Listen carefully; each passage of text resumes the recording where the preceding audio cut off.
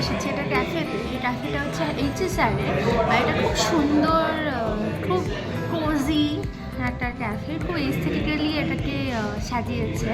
আমি তোমাদের দেখাচ্ছি, দাঁড়াও ক্যাফেটা কেমন।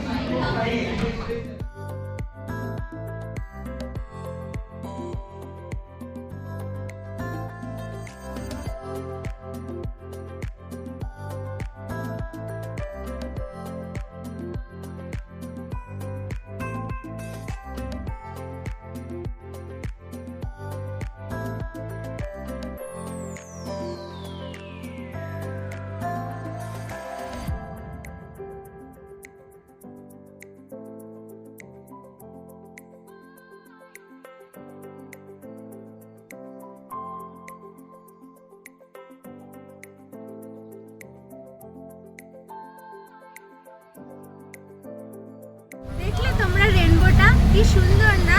আজকে কতদিন পর রেনবো দেখলাম। আচ্ছা, আরেকটা আপডেট দিয়ে দিই, আমরা এবার ডিমার্ট পৌঁছাচ্ছি। ওখানে গিয়ে আমরা এবার শপিংটা শুরু করবো। আচ্ছা, আমরা এখন এসে গেছি ডিমার্টে।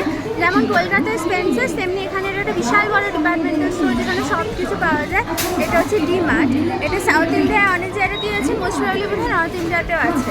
তাহলে চ্যালেঞ্জটা হলো, এখানে আমি 250 রুপিসের জিনিস কিনতে হবে আমাকে, এমনভাবে যাতে ওই শুধুমাত্র ওই জিনিসগুলো দিয়েই আমি রাখি না আজকে একটা মিল বানাবো, আর বাইরে কিছু ইউজ করা যাবে না। তাহলে শপিং এর বাজেট হচ্ছে 250, আর তার মধ্যে আমাকে একটা মিলও বানাতে হবে। This is the challenge. তো চলো শুরু করি। যেমন কিনা দেখতে পাচ্ছ, আজকে এখানে ভীষণ ভিড়, আর আমরা তার মধ্যেই সস্তায় জিনিস খোঁজার চেষ্টা করছি, কারণ আমাদের আজকে বাজেট লিমিটেড টু 250 রুপিস। দেখা যাক কতটা কি করতে পারি। তোমাদের ফাইনাল জিনিসগুলো দাম সময় দেখাবো। এই দেখো, চাল নিতে এসেছি আমার, আর 1 কেজি বাড়ি আমার এতটা চাল নিতে হচ্ছে বাজেটের জন্য। দেখি আদে ওরা এটা দেয় কিনা।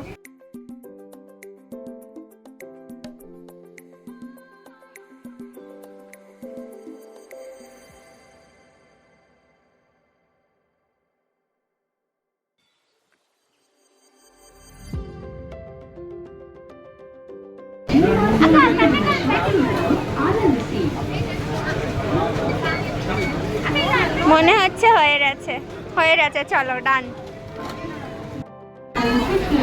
আমার ইচ্ছা আছে একটু হার্ব রাইস বানানো, তার জন্য আমার একটু হার্বস দরকার। পেপার তো নিয়ে নিচ্ছে, একটু সল্ট দরকার, একটু কোরিয়ান্ডার লিভস দরকার। দাঁড়াও দেখি পাই কিনা।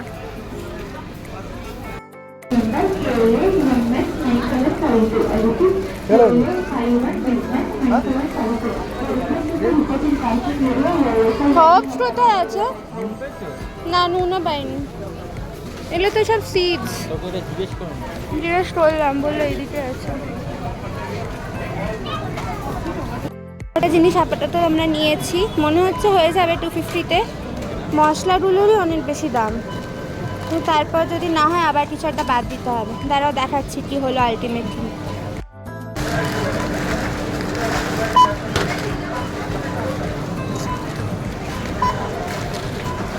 তো দেখো, আমার সব জিনিস নেওয়া হয়ে গেছে আজকে একটা মিল প্রিপারেশনের জন্য। আর দেখো আমার বিলে এসেছে 242, এখন 8 টাকা কিন্তু আছে।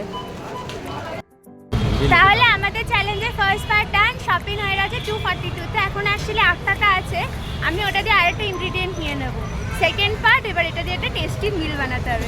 চলো দেখি সেটা পারি কিনা। টাটা।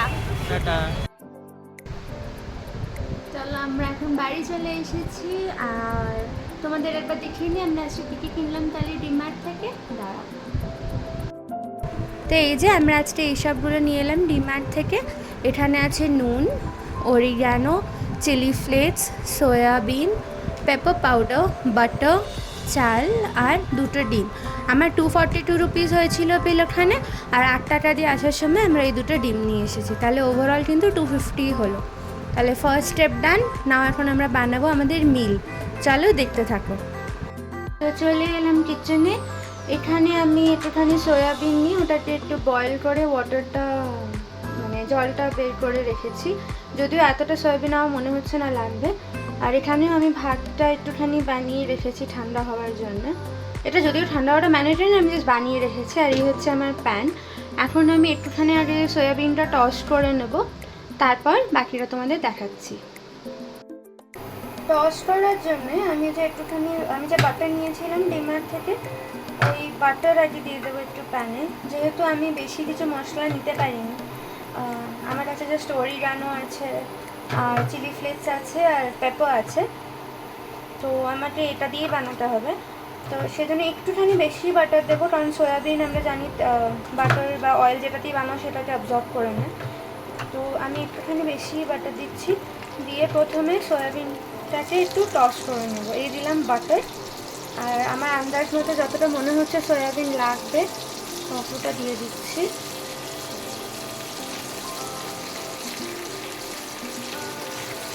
এবারটা বেশি বাজবে বলে মনে হয় না, শুড বি এনাফ, এটা থাক। আর এর মধ্যে দেবো আমি একটুখানি পেপার আর সল্ট। তো এবার যেমন মতো তোমাদের বললাম, খুব একটা বেশি মশলা আজকে রান্নায় যাবে না, তাই এর মধ্যে একটুখানি বেশি করে দিলাম পেপার।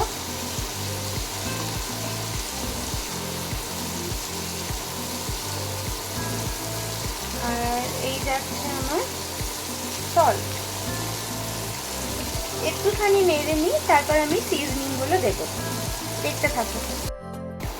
তো এই যে আমি সয়াবিনটা একটু টস করে নিয়েছি, এবার এর মধ্যে আমি যে অরিগানো চিলি ফ্লেক্স এনেছিলাম হালকা অল্প অল্প দেবো, কারণ এটা অলরেডি আমার রাইসেও যাবে। জাস্ট এটাতে একটু ফ্লেভারটা বাড়ানোর জন্য এখানে অল্প অল্প দিয়ে দেবো। এটা অলরেডি আর খুব সুন্দর ইটালিয়ান সিজনিংয়ের গন্ধ বেরিয়ে আছে। চিলি ফ্লেক্স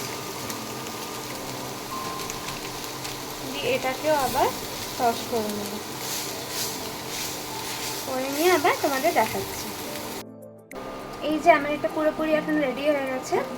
এরপর আমি রাইসটা প্রিপেয়ার করে এটা ওর মধ্যে মিশিয়ে দেবো। এবার আমি কি করেছি, প্যানের মধ্যে রাইসটা নিয়ে নিয়েছি আর বাটার দিয়ে এটাকে একটু টস করে নিচ্ছি, করে নিয়ে একটু পরে এর মধ্যে স্পাইসগুলো দেবো। এটাকে কিন্তু হাই ফ্লেমে করছি। এবার এটার মধ্যেও আবার যাবে পেপার পাউডার, আন্দাজ মতো নুন,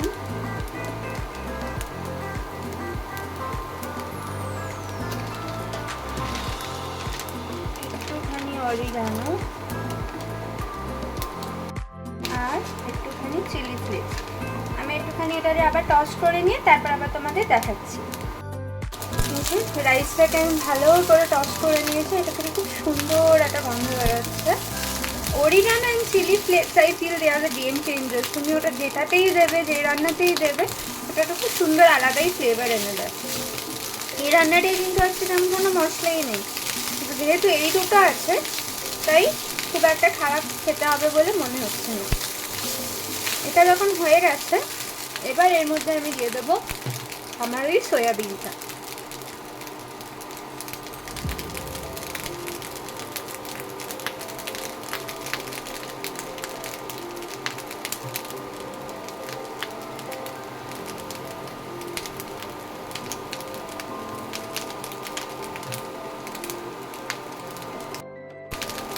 আমি সয়াবিনটাকে ভালো করে রাইসের সাথে মিক্স করে নিয়েছি, and I think it's almost ready. আর এটাকে আমি 1 থেকে 2 মিনিট নেড়ে নিয়ে নামিয়ে দেবো। তারপর দেখা হচ্ছে ফাইনাল প্লেটিংয়ের সময়। এই যে আমার ফাইনাল প্লেটিং ডান। তোমরা দেখে জানাও এটা দেখতে কেমন লাগছে। আর আমার যে ইনহাউস টেস্টার, আমি তাকে দিয়ে এখন এটা টেস্ট করাই আর তোমাদেরও দেখাই তার কেমন লাগলো। চ্যালেঞ্জটা কি আমরা জিততে পারলাম? এই যে মিস্টার টেস্টার, আপনি কি রেডি?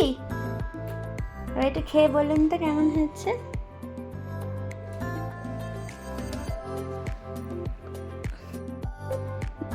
কেমন লাগছে?